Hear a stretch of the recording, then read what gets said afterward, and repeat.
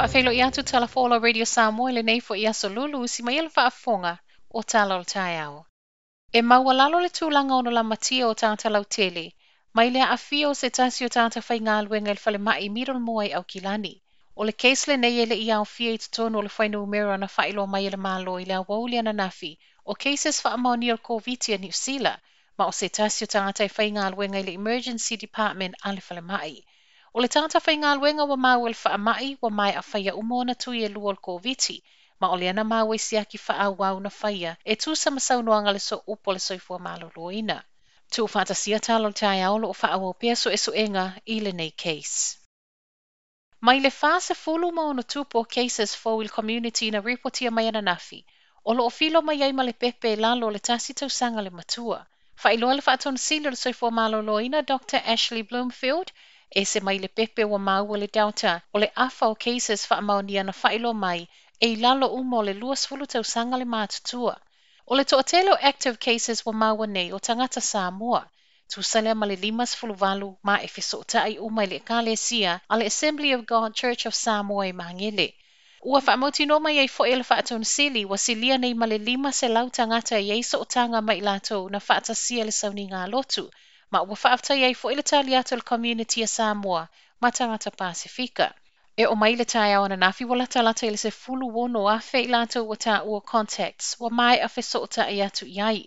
Ma a whaatusa ia a fianga na iei le taimi lava fo I whaapene I le tausanga talu ai, e na o le afe lima se lau contacts, ua whai lava si sawa sawa le dauta. E o mai le taimi tu uwhaantasi tala, valus fuluiva cases wa whaamaunia e fe soota I uma, se ia vanga na I le isi la talata I le ono se fulu o lo o sue pea. Wa whaamanatu le Auckland Council I ona tangata, e le mawhaio na faaaoga playgrounds ma nofoanga mo alonga o lo I nofoanga faitele au tātou iai tapu.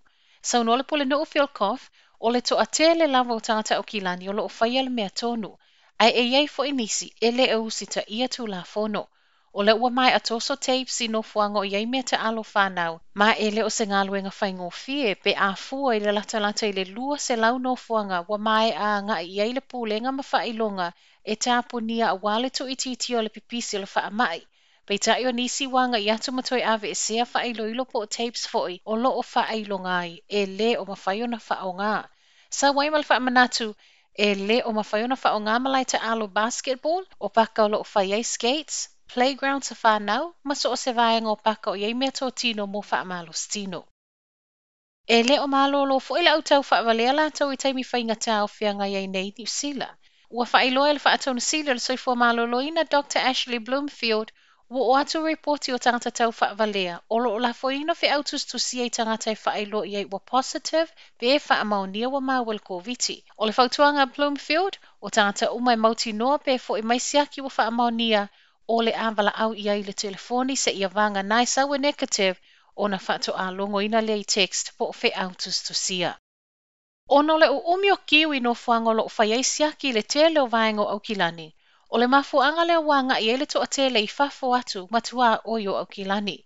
O le to atele lava pe ona reportia ta I valu I tu la leo lo tutu wa I kiu, ma o nisi foi e o atu I luma o tāpunia ma sa weil whaatonunga I to e usu atu I leisi aso leso so o ai. Ona o lea, wa malanga ile to atele o tangata Aukilani I Hamilton e mo siaki. E whaapea fo I moli maua nisi o ainga no nofo I puke koe, ai whai malanga ma mau I Hamilton. Ona o lea sa whaatonu ina uma ainga I eiso o tanga malea o maua lunga I puke koe e anga I mo siaki. I leo ma mau ai lao I lato nei ai maisel kolo si o tua oyo Aukilani. Sau nole sui pale Mia Grant Robertson, e le o se wha ai unga tonu lea. E ta tau lava ona ono sa I e whaia siaki no fuanga wa mai a whaatonu ina e anga I ai I to tonu lava o Aukilani. Ma tala wha ai u, Fase fulu whātangata wa molia talu o na whaia tapu a New Zealand. O le to atelo I lato nei o le au whaatau te. Whaamaunia fo il komesino leo Andrew Costa I to tonu lava I o lea periota I tasi. Se lau ma le vanu lapata I ngā aloa ia, ma e o mai la sunga fua le vaiaso nei wa lima se lau ma le fitu pepa o whaasalanga po infringement notices wa tu I nātu e leo. O le amatanga le vaiaso nei na molia I fo e leo se ta maa fase fulu lima tausanga le matua. Ona oni fefina wa inga ma le au whaingaluenga mafu o mai lelei mana o e whaia se mask po o le ufi fafonga. E se mai tagata molia ma faasalanga ua fitu a feiva sfulwiva reporti faao atu online faatatau I tagata e le o usiusitai ia tapu. O tala na o le taeao, manuia le nei aso.